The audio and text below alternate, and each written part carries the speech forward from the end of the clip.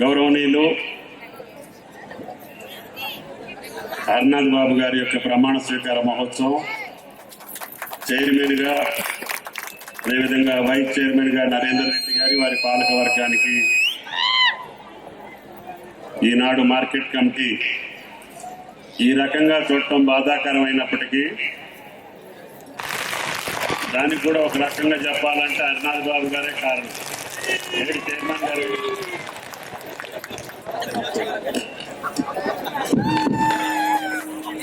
ఆయన నిబద్ధత కలిగినటువంటి కాంగ్రెస్ కార్యకర్త.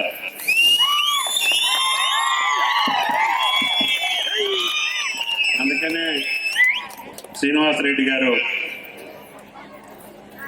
ఆయన గారిని ఎంపిక నిజమైనటువంటి కార్యకర్తకి గుర్తింపు ఇచ్చేటటువంటి బాధ్యతని మంత్రిగా తీసుకున్నారు.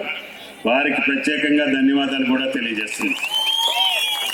ఆయన దగ్గర అంత నిబద్ధత లేకపోయి ఉంటే నేను 18లో ఓడిపోయి ఉండేవాడిని కాదు.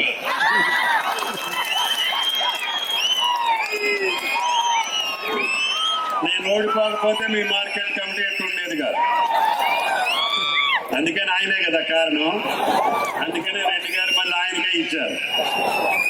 నీ వల్ల ఆగిపోయింది కాబట్టి నువ్వే పూర్తి చేసే బాధ్యత తీసుకున్నారు మరి బాబు అని ఆయన గారు 3 నెలలు చెప్పారు. 1 నెల అటు ఇటు అయినా సరే 20 కోట్లు కావాలని చెప్పారు. 20 కోట్లు శాంక్షన్ చేశాము. తప్పకుండా ఇందాక మంత్రి గారు చెప్పినట్టుగా నాకు ఖమ్మం మార్కెట్ మీద అక్కడ ప్రజలు పడే ఇబ్బందుల గురించి, ఇటు ఖమ్మానికి అటుపక్క ఒకటి ఇటుపక్క ఒకటి మంచి పెద్ద మార్కెట్లు చేయాలనే కోరికుండే. కానీ రాజకీయ నాయకులకి దూరదృష్టి లేకపోవటం, ఒకడు అన్నది ఒకడు కాదంటాం, నాది అక్కడే ఉండాలంటాం, నీది ఇక్కడే ఉండాలంటాం. అయినా సరే పట్టుబట్టి ఈ పక్కైనా చేద్దాం, మీరు ఈ పక్క నాకు అవకాశం ఇచ్చారు బై ఎలక్షన్లో. గౌరవనీయులు వెంకటరెడ్డి గారు దురదృష్టవశాత్తు లేకపోవటం వల్ల ఆయనకి నాకున్న 3 సంవత్సరాల్లోనే ఈ నియోజకవర్గానికి మీరు తరతరాలుగా అడిగే కార్యక్రమాలన్నీ చేసే శక్తి ఆ భగవంతుడు నాకు ఇచ్చాడు. సంతోషం. మీకు మొట్టమొదటిగా తాగటానికి నీళ్లు, సాగునీళ్లు ఉండేవి కావు.